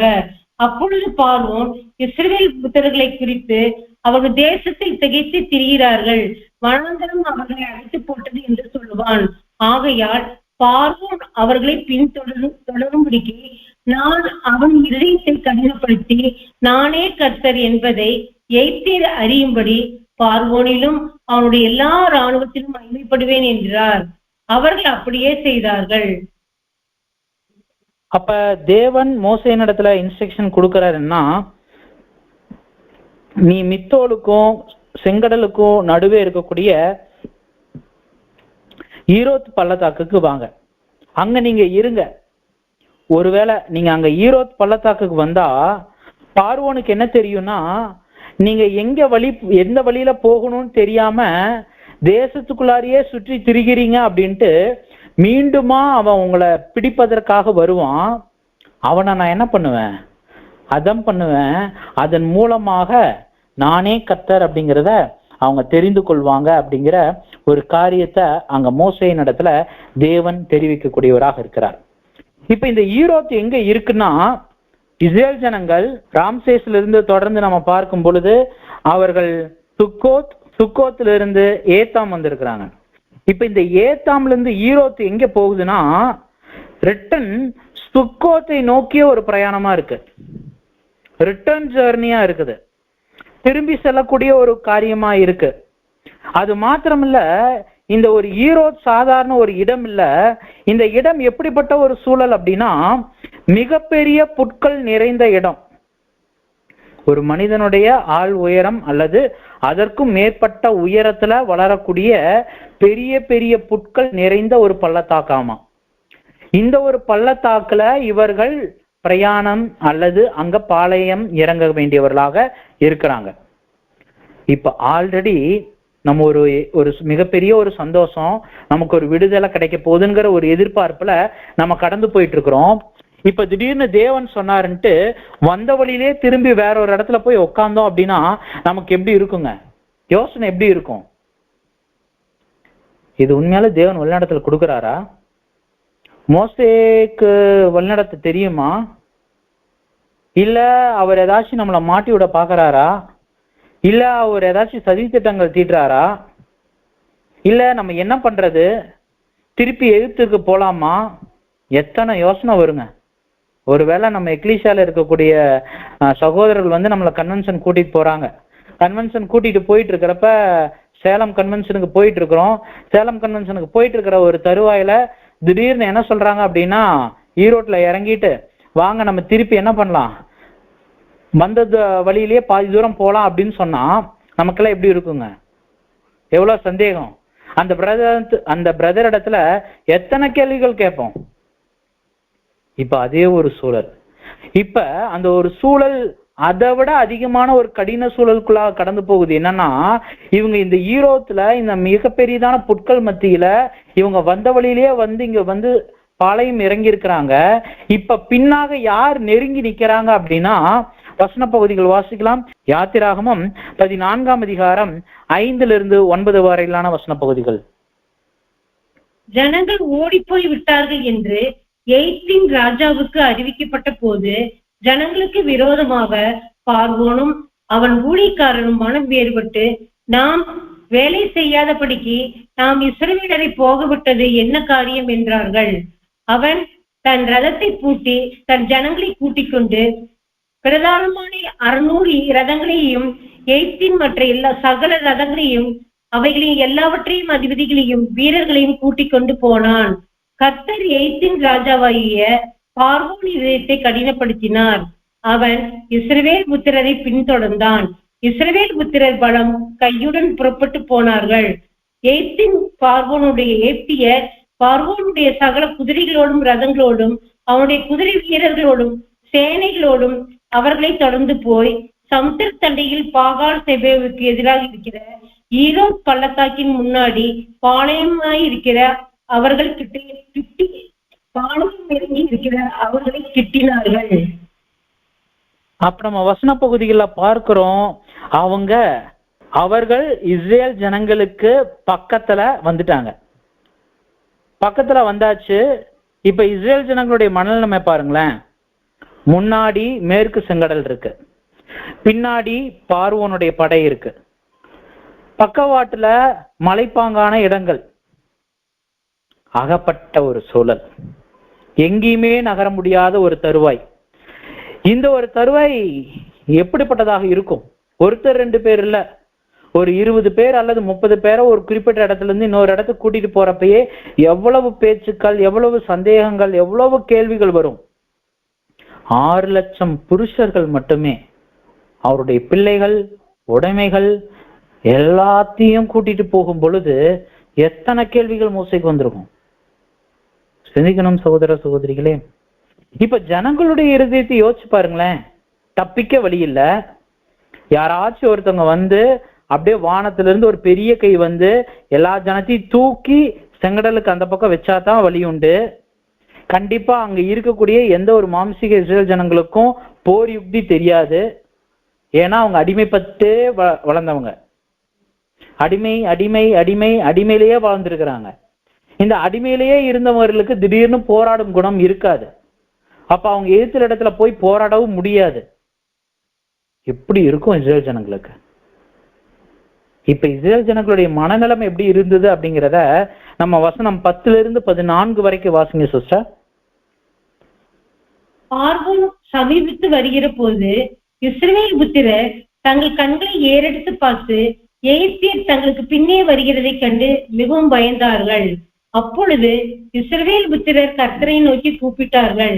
அன்றியும் அவர்கள் மோசையை நோக்கி, எகிப்திலே பிரேத குழிகள் இல்லையா என்று வனாந்தரத்திலே சாகும்படி எங்களை கொண்டு வந்தீர். நீர் எங்களை எகிப்திலிருந்து புறப்பட பண்ணினதினால் எங்களுக்கு இப்படி செய்தது என்ன? நாங்கள் எகிப்திலே இருக்கும்போது நாங்கள் எகிப்தியருக்கு வேலை செய்ய எங்களை சும்மா விட்டுவிடும் என்று சொன்னோம் அல்லவா? நாங்கள் வனாந்தரத்திலே சாகிறதை பார்க்கிறோம், எகிப்தியருக்கு வேலை செய்கிறது எங்களுக்கு நலமாயிருக்குமே என்றார்கள். அப்பொழுது மோசே ஜனங்களை நோக்கி, பயப்படாதிருங்கள், நீங்கள் நின்று கொண்டு இன்றைக்கு கர்த்தர் உங்களுக்கு செய்யும் ரட்சிப்பை பாருங்கள். இன்றைக்கு நீங்கள் காண்கிற எகிப்தியரை இனி என்றென்றைக்கும் காண மாட்டீர்கள். கர்த்தர் உங்களுக்காக யுத்தம் பண்ணுவார், நீங்கள் சும்மா இருப்பீர்கள் என்றான். இப்ப இஸ்ரேல் ஜனங்கள் இஸ்ரேல் ஜனங்கள் தேவனிடத்துல ஜெபம் பண்ணி பாக்குறாங்க, முறையிட்டு பாக்குறாங்க. பதில் எதுவும் இல்ல, சைலண்டா இருக்காரு தேவன். மேகஸ்தம்பம் ஒரே இடத்துல இருக்குது. இப்ப அடுத்து என்ன பண்றாங்கன்னா, கண்ணுக்கு முன்னாடி வழிநடத்தினது யாரு? மோசே. தேவனுடைய பிரதிநிதியா இருந்து வழிநடத்துறது யாரு? கண்ணுக்கு முன்னாடி மாம்சத்துல மோசே. இப்ப மோசையின் இடத்துல என்ன பண்ண ஆரம்பிக்கிறாங்க? இந்த வனாந்தர பிரயாணத்தினுடைய முதல் முறுமுறுப்பு ஆரம்பிக்கிறாங்க. எகிப்துல பிரேத குழி இல்லைன்னு இங்க எங்களை பிரேத குழியில இங்க அடக்கம் பண்ண வைக்கிறியா? நாங்க வாழ்ந்த இடத்த விட்டுட்டு இந்த இடத்துல நாங்க சாகிறதுக்காக எங்களை கூட்டிட்டு வந்த? நாங்க அங்கேயே சொன்னோமா? நீ முதல்ல நீ பார்வோன்ட்ட பேசினப்பயே எங்களுக்கு உபத்திரவம் அதிகமாச்சு, அப்பயே விட்டுட்டு போயிருன்னு நான் சொன்னோம், நீங்க கேட்டீங்களா? இப்போ உங்களால நாங்க இவ்வளவு தூரம் கஷ்டப்படுறோம், நாங்க இங்க சாகிறதுக்கு நாங்க அங்கேயே கஷ்டப்பட்டு இருந்திருப்போமே. முறுமுறுக்க ஆரம்பிக்கிறாங்க. அவங்களுடைய இயலாமை இப்ப என்ன பண்ணுதுன்னா, தேவனுடைய வழிநடத்தல சந்தேகப்படுத்துங்க. தேவனை நம்பிதான் வந்தாங்க. கண்ணுக்கு முன்னாடி மோசே இருக்கார், மோசையை நம்பி வந்தாங்க. ஆனா சுக்கோத்து, ஏத்தாமு, இப்ப ஈரோத்துல இந்த ஒரு தருவாயில தேவனுடைய வழிநடத்துதல சந்தேகப்படுறாங்க. நாம் பிரியமான சகோதர சகோதரிகளே, நாம் சற்று நமது ஆவிக்குரிய வாழ்க்கையில நாம் சற்று சிந்தித்து பார்க்கணும். தேவனுடைய பிள்ளைகளாகிய நாம் இருக்கும் பட்சத்துல ஒரு சுமூகமான ஓட்டம் தேவனுடைய பிள்ளைகளுக்கு அனுமதிக்கப்படுமானா? கண்டிப்பா இல்லவே இல்லைங்க.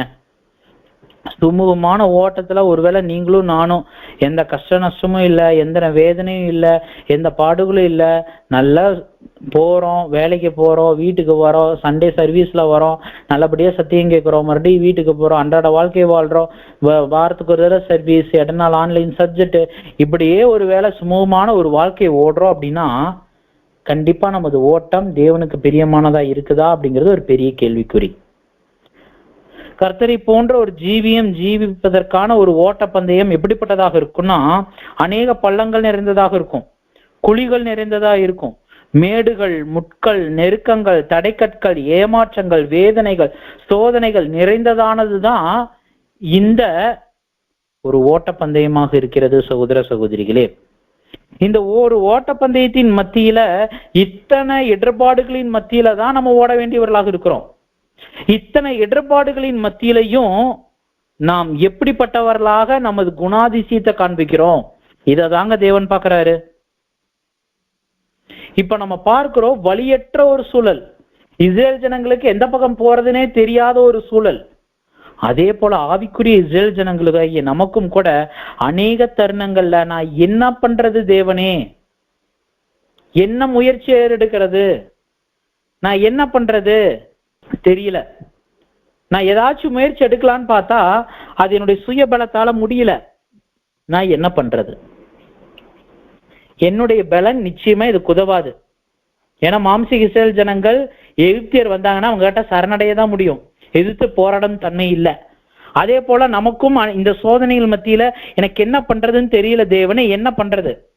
நிச்சயமாக நமக்கு வசன பகுதிகள் தெரியும். யோவானுடைய புஸ்தகம் 15ஆம் அதிகாரம் 5ஆம் வசனத்துல கர்த்தர் சொல்றார், என்னை எல்லாமல் உங்களால் ஒன்றும் செய்யக்கூடாது என்கின்ற வசனத்தின் அடிப்படையாக நான் கர்த்தரையோ அல்லது உங்களையோ நான் அல்லாமல் என்னால எதுவும் செய்ய முடியாத நிக்கற்ற ஒரு நிலைமையில தான் நான் நிக்கிறேன். அப்படிங்கிற பட்சத்துல நீங்களும் நானும் கடந்து வந்திருப்போம் சகோதர சகோதரிகளே, அல்லது கடந்து வரப்போறோம். இந்த ஒரு தருவாயில தேவன் நம்ம கிட்ட சொல்றது என்ன தெரியுங்களா? மோசே சொன்னதுதான் யாத்திராகமம் 14:14 பார்க்கிறோம். கர்த்தர் உங்களுக்காக யுத்தம் பண்ணுவார், நீங்கள் சும்மா இருப்பீர்கள். ஆமாங்க, அமைதியா நிக்கணும். நமது பலன் எதுக்குமே உதவாது. நமது பலனோ முயற்சியோ ஆசையோ செல்வமோ செல்வாக்கோ எதுவும் உதவாது. தேவனுடைய கரத்திலிருந்து வரக்கூடிய கிருபை மாத்திரமே நமக்கு உதவக்கூடியதாக இருக்கிறது சகோதர சகோதரிகளே. ஏன்னா நம்ம மத்தியில கூட அநேக சகோதரர்கள் மத்தியில என்ன ஒரு கருத்து இருக்குன்னா, நமக்கு ஏதோ ஒரு அடைக்கப்பட்ட சூழல் போல தெரியும் பட்சத்துல நம்ம என்ன பண்ணணும்னா, தேவனே எனக்கு வழிநடத்தல் கொடுங்கன்னு சொல்லிட்டு சில முயற்சிகள் ஏறெடுத்து பார்க்கணும். அந்த ஏறெடுத்து பார்த்து நம்ம என்ன பண்ணணும்னா அந்த வழியில கடந்து போகணும். இன்னும் வசனம் இங்க என்ன சொல்லுது? சும்மா இருப்பீர்கள். அமைதியா இருக்கணுங்க. கஷ்டம்தான், நெருக்கம்தான், பாடுகள் தான், உபத்திரவங்கள் தான், வேதனைகள் தான், அழுகை தான். குடும்பத்திலேயோ வேலை ஸ்தலத்திலேயோ சகோதர மத்தியிலேயோ நமக்கு கண்டிப்பா அழுகை வரத்தக்கதாக தான் இருக்கும். நான் எனது வாழ்க்கை அடுத்து நான் என்ன பண்ண போறேன் தெரியல. ஆனா சும்மா இருக்கணுங்க. சும்மா இருக்கிறது சும்மா இல்லை. அது எவ்வளவு கஷ்டம் தெரியுங்களா? எதை பத்தியும் கவலைப்படாம தேவனை மட்டும் சார்ந்து நான் யோசிச்சுட்டு இருக்கணும் அப்படிங்கிறது ரொம்ப பெரிய விஷயம். ஆனா வசனம் நமக்கு கற்றுக் கொடுக்குது, சும்மா இருங்க, தேவன் உங்களுக்காக யுத்தம் செய்வார். சூழலை அவர் கருத்துல கொடுத்துடணும். அவர் சித்தப்படி நடத்துவதற்காக நம்ம அமைதியா இருக்கணும். என்னை சுற்றி எந்த ஒரு சூழல் நடக்குது கவனிக்கணும். ஆனா அந்த சூழலுக்கு ஏற்ப நம்ம ரியாக்ஷன் கொடுக்க கூடாது. இதுதாங்க தேவனுடைய பிள்ளைகளுக்கு அனுமதிக்கப்பட்டதாக இருக்கு. தேவனுடைய பிள்ளைகளுக்கு சோதனைகள், உபத்திரவங்கள், வேதனைகள் எல்லாம் அனுமதிக்கப்பட்டிருக்கு. இது எல்லாத்தின் மத்தியிலையும் நம்ம ரியாக்ட் பண்ணக்கூடியவர்களாக இருக்கிறோமா, அல்லது அதை கவனித்து குணலட்சணங்களை மெருகூட்டக்கூடியவர்களாக இருக்கிறோமா? ஒரு ரியாக்ட் அப்படின்னா, ஐயோ எனக்கு இந்த பாடுகள் வந்துருச்சு, ஐயோ இந்த கஷ்டங்கள் வந்துருச்சு, அதுக்காக நான் புலம்பி போராடி முட்டி மோதி செல்வம் செல்வாக்கு எல்லாத்தையும் நான் பயன்படுத்தக்கூடியவனா இருக்கிறேன்னா, தேவன் இதை அனுமதிச்சிருக்காருன்னா இது ஒரு காரணம் இருக்கும். அவர் அதை நீக்கி போடுற வரைக்கும் அல்லது அதன் மத்தியிலிருந்து எனக்கு ஏதேனும் கற்றுக் கொடுக்கிற வரைக்கும் அது எனக்கு அனுமதிக்கப்பட்டிருக்குன்ட்டு அந்த சோதனையில படிப்பனையே எதிர்பார்க்கிறவர்களாக இருக்கிறோமா? இதை தாங்க தேவன் பார்க்கிறாரு. அப்ப நாம் சிந்தித்து பார்க்கலாம், சோதனைகள் மத்தியில அமைதியா இருக்கிறோமா?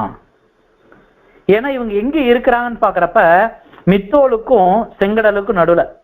அந்த மித்தோல் அது எதை அடையாளப்படுத்தக்கூடியதாக இருக்கு? அந்த பெயரினுடைய அர்த்தம் நாம் பார்க்கும் பொழுது கோபுரம். ஆம் பிரியமானவர்களே, கர்த்தர் நமக்கு முன்பதாக கோபுரமாக இருக்கிறார். எப்படி கப்பல்களுக்கு அந்த விளக்கு கோபுரம் இந்த இடத்துல பாறை இருக்குது, இந்த வழியில போகணும், இந்த இடத்துல துறைமுகம் இருக்கும் அப்படின்ட்டு திசை காட்டக்கூடியதாக இருக்குதோ, அதே போல பிதாவாகி தேவன் நம் அன்பின் கர்த்தரின் மூலமாக பரிசுத்தாவின் வழிநடத்தலின் மூலமாக அவர்கள் நம்மளை மிக சிறந்த வழியில அவர்கள் வழிநடத்தக்கூடியவர்களாக, அனுபவங்கள் கற்று தரக்கூடியவர்களாக இருக்கிறாங்க. இந்த உலகத்தின் மத்தியில சொல்லுவாங்க, எவ்வளவு பணம் கொடுத்தாலும் சில அனுபவங்களை வாங்க முடியாதுங்க அப்படின்ட்டு.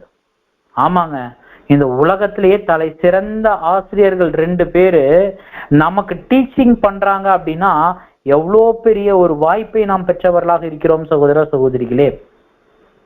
அப்ப இந்த ஈரோத்து பகுதியில இஸ்ரேல் ஜனங்கள் புரிந்து கொள்ளணும், முதலாவது காரியம், இது என் பலத்தால நான் இந்த எகிப்தை விட்டு நான் கடந்து போகல, இது சுத்தமாக தேவனுடைய கிருபை மட்டும்தான்.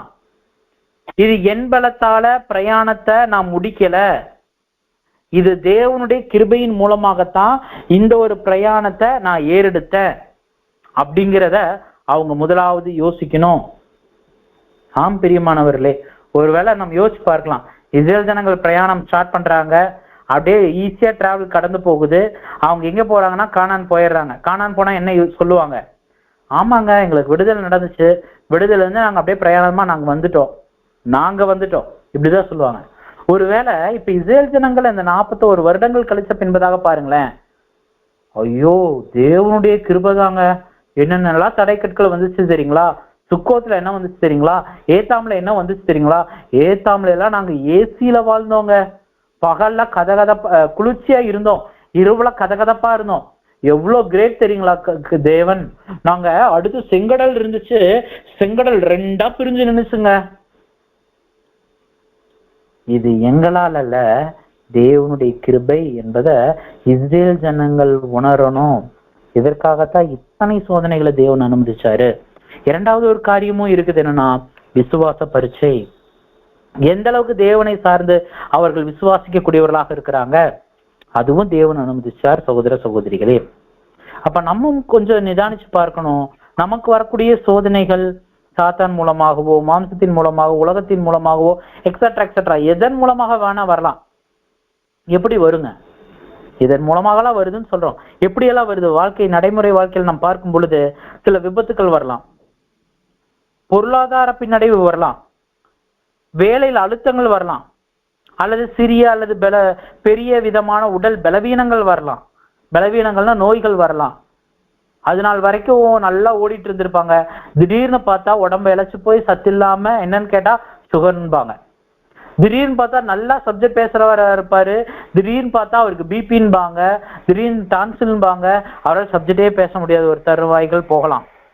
ஒருவேளை குடும்பத்துல ஏதாச்சும் பிரச்சனைகள் இருக்கலாம், எக்ஸட்ரா எக்ஸட்ரா எக்ஸட்ரா நிறைய இருக்குது. நமக்கு அனுமதிக்கப்பட்டிருக்கிற ஒவ்வொரு சோதனைகளின் மத்தியிலையும் நாம் எப்படிப்பட்டவர்களாக இருக்கிறோம். நமக்கு ஏதாச்சும் ஒரு பிரச்சனைகளோ, நமக்கு ஏதாச்சும் ஒரு பொருளாதார பிரச்சனைகளோ, அல்லது ஏதாச்சும் ஒரு அழுத்தங்களோ இல்ல உடல் பலவீனங்களோ வராத வரைக்கும் எக்லீசியால அவ்வளவு ஆரோக்கியமா வருவோம். ஆனா இதெல்லாம் நமக்கு கடந்து வரக்கூடிய தருவாயில நான் தேவனை நோக்கி சார்ந்து இருக்கிறேனா, சகோதர ஐக்கியத்தை நான் சார்ந்து ஜீவிக்கக்கூடியவனாக இருக்கிறேனா, தேவனுக்கு உத்தமமான ஒரு ஊழியத்தை நான் ஏறெடுக்கக்கூடியவனாக இருக்கிறேனா, தேவன் உங்களிடத்திலேயும் என்னிடத்திலையும் பார்க்கிறார். சகோதர சகோதரிகளே, சாதகமான சூழ்நிலையில ஒருத்தர் சபைஜன வாய்ப்பு அடைய முடியுமானா முடியவே முடியாது. சாதகமான ஒரு சூழல்ல ஒருத்தர் ஓடணும் அப்படின்னா அது 1000 ஆண்டு அரசாட்சியில உலக ஜனங்களுக்கு உண்டானது. அதுவும் அதனுடைய முடிவுல நாம் பார்க்கும் பொழுது அதுலயும் அவர்களுக்கு டெஸ்ட் அனுமதிக்கப்பட்டிருக்கு. அப்படிங்கிற பட்சத்துல இந்த சாதகமற்ற சூழல்ல நாம் எந்த அளவுக்கு ஜாக்கிரதையாக இங்க நம்ம பிரயாணம் செய்ய வேண்டியவர்களாக இருக்கிறோம். நம்ம ரொம்ப கவனமா பார்க்கணும். இதுக்காக நம்ம எங்கேயும் ஓடக்கூடாது, சுயமுயற்சி ஆகாது. ஆனா நிக்கணும், கவனிக்கணும், அவ்வளவுதான். ஏன்னா வசனம் சொல்லுது, கர்த்தர் உங்களுக்காக யுத்தம் பண்ணுவார், கர்த்தர் நமக்காக யுத்தம் பண்ணுவார், நாமோ சும்மா இருப்போம். சும்மா இருந்தா போதுங்க. ஆனா அந்த சும்மா அவர் நமக்காக யுத்தம் பண்ணணும்னா நம்ம அவர் மேல விசுவாசம் வச்சு அப்படியே டீப் இளைப்பாறுதல இருந்தா மட்டும்தாங்க அவர் நமக்காக யுத்தம் பண்ணுவார். இப்ப அடுத்து என்ன பண்ணுது தெரியுங்களா, இந்த வார்த்தைகளை சொல்லிட்டு மோசே என்ன பண்றாரு அப்படின்னா, அங்க தேவன் சொல்றாரு, தேவனுடைய இன்ஸ்ட்ரக்ஷன்ஸ் வருது. நீங்க யாத்திராகமம் 14ஆம் அதிகாரம் 15-18 வரைக்கும் வாசிங்க சிஸ்டர். யாத்திராகமம் 14:15-18 வரை. அப்பொழுது கர்த்தர் மோசேயை நோக்கி, நீ என்னிடத்தில் முறையிடுகிறது என்ன? புறப்பட்டு போங்கள் என்று இஸ்ரவேல் புத்திரருக்கு சொல்லு. நீ உன் கோலை ஓங்கி உன் கையை சமுத்திரத்தின் மேல் நீட்டி சமுத்திரத்தை பிளந்து விடு. அப்போது இஸ்ரவேல் புத்திரர் சமுத்திரத்தின் நடுவாக வெட்டாந்தரையிலே நடந்து போவார்கள். எகிப்தியர் உங்களை பின்தொடர்ந்து வரும்படி நான் அவர்கள் இதயத்தை கடினப்படுத்தி பார்வோனாலும் அவன் ரதங்கள் குதிரை வீரர்களாகிய அவனுடைய எல்லா இராணுவத்தாலும் மகிமைப்படுவேன். இப்படி தான் பார்வோனாலும் அவன் ரதங்களாலும் அவன் குதிரை வீரர்களாலும் மகிமைப்படும் போது நானே கர்த்தர் என்றை எகிப்தியர் அறிவார்கள் என்றார். அப்ப இந்த இன்ஸ்ட்ரக்ஷன் எல்லாம் மோசே இடத்துல கொடுத்தோன்னா மோசே என்ன பண்றாருன்னா, முன்னாடி போய் செங்கடலுக்கு நேராக நின்று அந்த கோலை, கையில இருக்கிற கோலை தூக்கி பிடித்து நீட்டக்கூடியவராக இருக்கிறாரு. முழுவதும் கீழ்காற்றை வீசக்கூடியவராக தேவன் அனுமதிக்கிறாரு. இந்த ஒரு தருவாயில என்ன நடக்குதுன்னா, நம்ம ஆல்ரெடி வாசிட்டோம், யாத்திராகமம் 14, 19, 20 வசனங்கள்ல அந்த முன்னாடி சென்றுட்ட தேவ தூதரும் மற்றும் அந்த ஒரு மேகம் என்ன ஆகுதுன்னா பின்னாக இருந்து எகிப்தரையும் இஸ்ரேல் ஜனங்களையும் பிரித்து காண்பிக்கக்கூடியதாக இருக்குது. இந்த ஒரு தருவாயில கோலை நீட்டி பிடித்ததின் வாயிலாக என்ன நடக்குது அப்படின்னு நாம் பார்க்கும் பொழுது செங்கடல் இரண்டாக பிரியுது. இந்த செங்கடல் இரண்டா பிரியது என்பதை தாண்டி இங்க வேத வாக்கியங்களை நம்ம என்ன சற்று நாம் பார்க்க வேண்டியவர்களாக இருக்கிறோம் அப்படின்னா, நீங்க யாத்திராகமம் 14:21 வாசிங்க சிஸ்டர். மோசே தன் கைகளை சமுத்திரத்தின் மேல் நீட்டினான். அப்பொழுது கர்த்தர் ராமுகம் பலத்த காட்டினால் சமுத்திரம் ஒதுங்கும்படி செய்து அதை வறண்டு போக பண்ணினார். ஜலம் பிளந்து போயிற்று. இப்ப ஜலம் பிளந்து போயிற்று. இந்த ஒரு பாயிண்ட்ல அவங்க நிப்பாட்டல, அந்த பாதை வறண்டு போயிற்று. எவ்வளவு பெரிய விஷயம் இதுதாங்க. தேவன் ஜனங்களை ஆசீர்வதிக்கிறாரு, வழி நடத்துறாருன்னா ஏதோ அறகுறையா இல்ல ஏதாச்சும் கொஞ்சம் இதை கொஞ்சம் அட்ஜஸ்ட் பண்ணிக்கப்பா இப்படி அப்படி நோ. அவர் ஆசீர்வாதம் கொடுக்கறாருன்னா அளவில்லாம தாங்க கொடுப்பாரு. 100% தரேன் அப்படின்னாருன்னா அவர் கண்டிப்பா 100% தரமாட்டாரு, அதை விட அதிகமா தான் கொடுப்பாரு. அதுல கொஞ்சம் குறைச்சு மீதமா நோ நோ நோ. தேவன் கொடுக்கறாருன்னா அந்த செங்கடல் கடல்ல அந்த தண்ணி அந்த மண் எப்படி இருக்குங்க, ஆல்ரெடி அந்த மண் தண்ணிலேயே இருந்து இருந்து இருந்து இருந்து இருந்து சேரும் சகதியுமா இருக்கும். இவங்க சேரும் சகதியில கூட நடக்கல, வறண்ட இடத்துல நடந்திருக்காங்க. எப்படி தேவனுடைய ஒரு வழிநடத்தல் பாருங்களேன். சேருஞ்சகதியில் நடந்த எவ்வளவு கஷ்டம். ஆனா அந்த சேருஞ்சகதியில் அவர்கள் நடக்க கூடாதபடி அவர்களுக்கு அது பலவீனமா அமையும்ட்டு அவர் வறண்டு போக வைக்கிறார்னா தேவனுடைய கிருபை எவ்வளவு பெருசுங்க பாத்தீங்களா. இப்ப வறண்ட ஒரு இடத்துல அங்க ஜனங்கள் நடந்து போறாங்க. இதற்கு 2 கருத்துக்கள் தெரிவிக்கிறாங்க. முதலாவது கருத்து என்னன்னு நம்ம பார்க்கும் பொழுது, அந்த சிவந்த சமுத்திரம் அந்த செங்கடல்ல பாத்தீங்க அப்படின்னா ஒரு பகுதி ஒருவேளை மண் திட்டு அமைஞ்சிருக்கலாம். எக்ஸாம்பிள் என்ன சொல்றாங்க அப்படின்னா, இந்தியாவுக்கும் இலங்கைக்கும் மத்தியில பாத்தீங்க அப்படின்னா நீங்க ஒருவேளை கூகுள் மேப்லயே பாத்தீங்கன்னா ஒரு மண் திட்டு இருக்கு. இந்து சகோதரர்கள் என்ன சொல்றாங்க, அதுனா ராமர் பாலம்னு சொல்றாங்க. அந்த ஒரு மண் திட்டு போன்று அது கொஞ்சம் தண்ணீர் குறைந்த பொழுதோ இல்ல ஏதோ ஒரு சூழல் மத்தியிலேயோ அந்த மண் திட்டு மேலே தெரிந்து அதன் மத்தியில ஜனங்கள் கடந்து போயிருக்கலாம் அப்படிங்கிற ஒரு விளக்கம் கொடுக்கறாங்க. இன்னொரு சரித்திர குறிப்புல என்ன சொல்றாங்க அப்படின்னா, மணிக்கு 67 மைல் வேகத்துல காற்று வீசப்பட்டா செங்கடல் இப்படி பிரிந்து இருக்கலாம் அப்படிங்கிற ஒரு கருத்து வைக்கிறாங்க.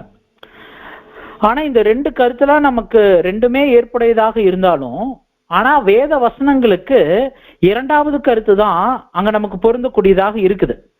ஏனென்று பார்க்கிறப்ப நீங்க 22வது வசனம் யாத்திராகமம் 14ஆம் அதிகாரம் 22ஆம் வசனம் வாசிங்க சிஸ்டர். இஸ்ரவேல் புத்திரர் சமுத்திரத்தின் நடுவாக வெட்டாந்தரையிலே நடந்து போனார்கள். அவர்கள் வலதுபுறத்திலும் அவர்கள் இடதுபுறத்திலும் ஜலம் அவர்களுக்கு மதிலாக நின்றது. இப்ப கற்பனை பண்ணி பாருங்க. முதலாவது பாயிண்ட்ல என்ன சொல்றோம், திட்டு அப்படின்னா தண்ணி அவங்க கால்களுக்கு கீழாக தான் 2 பக்கத்துக்கும் மத்தியில கடலுக்கு மத்தியில ஒரு பாலம் கட்டி விட்ட மாதிரி போறதுதான் ஃபர்ஸ்ட் பாயிண்ட். ஆனா செகண்ட் பாயிண்ட் என்ன சொல்லுதுன்னா, 2 பக்கமும் தண்ணி உறைஞ்சு நிக்குது, நடுவுல இவங்க என்ன பண்றாங்கன்னா வெட்டாந்தரையில போறாங்க. இதுதான் செகண்ட் பாயிண்ட். பாத்தீங்களா, அவ்வளோ பெரிய கடல் திடீர்னு ஒரே ஒரு பாதை மட்டும் என்ன ஆகுது அப்படின்னா வறண்டு நிக்குது. 2 பக்கமும் அந்த கடல் மதில் போன்று உறைஞ்சு நிக்குது. அப்படின்னா தேவன் எந்த அளவுக்கு இயற்கையில அவர் பயன்படுத்துறார் என்பதை சிந்திக்கணும் சகோதர சகோதரிகளே. அங்க பயன்படுத்துறார் கீழ்காற்றை என்ன பண்றார் அப்படின்னா முழுதும் வீச செய்கிறார். அதுக்கு ஆங்கிலத்துல பாக்குறப்ப ஈஸ்ட் வெண்ட், கிழக்கு திசை காற்று. இந்த கிழக்கு திசை காற்றின் மூலமாக தேவன் இவர்களை என்ன பண்றார் அப்படின்னா முழுவதும் அந்த காற்றை வீச செய்து அங்க அந்த ஒரு பாதையும் வறட்சி செய்யறாரு. அதே வேளையில அந்த 2 பக்கத்திலையும் அந்த தண்ணீரை மதில் போன்று நிற்க வைக்கிறார். கொஞ்சம் கூட அதனால இஸ்ரேல் ஜனங்களுக்கு பாதிப்பு ஏற்படுத்தாத வகையில அவர் அங்க என்ன பண்றாருன்னா அவர்களை நிற்க செய்கிறார் என்பதை நம்ம வேத வாக்கியங்கள்ல நாம் பார்க்கிறோம் சகோதர சகோதரிகளே. எவ்வளவு அழகான ஒரு தேவனாக இருக்கிறார். இப்ப இஸ்ரேல் ஜனங்கள் என்ன பண்றாங்க அப்படின்னு பார்க்கிறப்ப அந்த ஜலம் மதில் போல நிக்கிறத பார்த்துட்டு அந்த வறண்ட நிலத்துல அவங்க நடந்து போகக்கூடியவர்களாக இருக்கிறாங்க. இவர்கள் நடந்து போகிறத பார்த்துட்டு பின்பாக இருக்கக்கூடிய அந்த எகிப்தியரும் என்ன பண்றாங்கன்னா இஸ்ரேல் ஜனங்களை அவர்கள் பின்தொடரக்கூடியவர்களாக இருக்கிறாங்க. இப்ப இஸ்ரேல் ஜனங்கள் என்ன ஆகுறாங்கன்னா செங்கடலினுடைய கிழக்கு கரையை நோக்கி அவங்க கடந்து போயிட்டாங்க. எல்லாரும் கடந்து போக தருவாயில அந்த ஒரு தருணம் எப்படிப்பட்டதாக இருக்குன்னா சூரியனுடைய ஒரு அதிகாலை தருணம். நீங்க 24ஆம் வசனம் பார்க்கும் பொழுது கிழக்கு வெளுத்து வரும் ஜாமத்தில், அதாவது சூரியன் உதிக்கும் அந்த ஒரு டைம், அந்த ஒரு தருணத்தில் எகிப்தியருடைய அனைத்து படையும் எங்க இருக்குன்னா செங்கடலுக்குள்ளாக இருக்குது. ஆனா இஸ்ரேல் ஜனங்கள் கிழக்கு கரையை அடைஞ்சிட்டாங்க. இந்த ஒரு தருவாயில தேவன் என்ன பண்றாருன்னு பார்க்கும் பொழுது மோசேவை மீண்டுமா கோலை உயர்த்த சொல்றாரு. அந்த கோலை உயர்த்தி பிடிக்கும் பொழுது அந்த பிரிந்து இருந்த கடல் அங்க ஒன்றாகுது அப்படிங்கிறத நம்ம வசன பகுதிகளில் நம்ம பார்க்கிறோம். சகோதர சகோதரிகளே, நீங்க இத 14ஆம் அதிகாரம் 23 to 28 வரையிலான வசன பகுதிகள்ல நம்ம பார்க்கிறோம். சகோதர சகோதரிகளே, இது ஒரு மாபெரும் ஒரு அடையாளம். இது ஏதோ யதார்த்தமான ஒரு காரியம் அல்ல. ஏன்னா எகிப்தினுடைய அந்த ஒரு சாம்ராஜ்யம் எகிப்தியருடைய ஜனங்களுக்கு மாத்திரமல்ல, உலகில் இருக்கக்கூடிய பல திசையில இருக்கிறவர்களுக்கும் எகிப்தின் சாம்ராஜ்யம் ஒரு மாபெரும் சாம்ராஜ்யமாக காட்சி கொடுக்கப்பட்ட காலப்பகுதிகள். அந்த ஒரு காலப்பகுதியின் மத்தியில இப்ப இஸ்ரேலின் தேவன் அந்த ஜனங்களை மீட்பதற்காக எகிப்தியரையே, எகிப்தினுடைய பார்வோனையே அழித்திட்டார் என்கின்ற ஒரு காரியம் கேட்கும் பொழுது உலகம் எங்கிலும் அது எப்படிப்பட்டதாக ஒரு பேசு பொருளாக இருக்கும் என்பதை சற்று சிந்தித்து பார்க்கலாம். சகோதர சகோதரிகளே, அது மாத்திரமல்ல, இப்ப இஸ்ரேல் ஜனங்கள் என்ன பண்றாங்க, செங்கடல் வழியா கடந்து வந்திருக்காங்க. இந்த செங்கடல் வழியா அவங்க கடந்து வந்தது எதை அடையாளப்படுத்தக்கூடியதாக இருக்கிறது என்பதை 1 கொரிந்தியருடைய புஸ்தகம் 10ஆம் அதிகாரம் 1 மற்றும் 2 வசனங்கள் வாசிக்கலாம். 1 கொரிந்தியர் 10:1 மற்றும் 2 வசனங்கள். 1 கொரிந்தியர் 10:1-2 வசனங்கள். இப்படி இருக்க சகோதரரே, நீங்கள் எவைகளை அறிய வேண்டும் என்றிருக்கிறேன் என்றால், நம்முடைய பிதாக்கள் எல்லோரும் மேகத்துக்கு கீழாய் இருந்தார்கள், எல்லோரும் சமுத்திரத்தின் வழியாய் நடந்து வந்தார்கள், எல்லோரும் மோசேக்குள்ளாக மேகத்தினாலும் சமுத்திரத்தினாலும் ஞானஸ்தானம் பண்ணப்பட்டார்கள். இப்ப எகிப்தரையும் இஸ்ரேல் ஜனங்களை பிரித்திருந்த மேகம் அவங்க செங்கடலை கடக்கும் பொழுது அது வழிநடத்துறதுக்காக முன்னாடி இஸ்ரேல் ஜனங்களுக்கு மேலாக அது கடந்து வந்ததுன்னு பாக்குறோம். அவர்கள் அதை சுதாரிச்சு பின்னாடி வரும் பொழுதுதான் அவர்கள் பிடிக்கப்பட்டாங்கன்னு பாக்குறோம். சரிங்களா? அப்படிங்கிற பட்சத்துல செங்கடல்ல இஸ்ரேல் ஜனங்கள் கடக்கும் பொழுது 2 பக்கமும் தண்ணி, மேலையும் தண்ணி.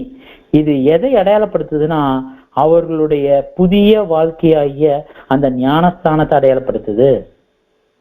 தேவனுடைய பிள்ளைகள் ஒவ்வொருத்தரும் தேவனோடு தங்களை அர்ப்பணம் பண்ணுவதற்கு முன்பதாக எந்த அளவுக்கு சுக்கோத், ஏதாம், ஈரோத்துல அநேக சூழ்நிலைகள் மத்தியில தேவனையே சார்ந்து ஜீவிக்கணும் என்கின்ற மாபெரும் ஒரு படிப்பனைய, வெறும் ஒரு தியரிக்கலா ஏதோ கேட்டோம் அது போல அப்படின்னு இல்லாம வாழ்க்கையில கடைபிடிக்கும் பட்சத்துல அது எவ்வளவு கடினம், அது எந்த அளவுக்கு தேவனுக்கு நேராக மகிமை சேர்த்தது என்பதை உணர்ந்து அவர்கள் தேவனிடத்துல தங்களை அர்ப்பணம் பண்ண வேண்டியவர்களாக இருக்கிறாங்க. அப்ப ஆல்ரெடி உடன்படிக்கை பண்ணின நீங்களும் நானும் எந்த அளவுக்கு தேவனிடத்தில் சரணடைந்தவர்களாக ஜீவிக்கணும் என்பதை நாம் இந்த ஒரு தருவாயில சற்று சிந்தித்து பார்க்க வேண்டியவர்களாக இருக்கிறோம். சகோதர சகோதரிகளே, இந்த ஒரு இஸ்ரேல் ஜனங்களுடைய மீட்பு, எகிப்தருடைய அடையாளம் சாதாரண இல்லைங்க. ஏன்னா நீங்க இதை வசனம் கூட நம்ம வாசிக்கலாம். யாத்திராகமம் 14:30 மற்றும் 31 வசனங்கள் வாசிங்க.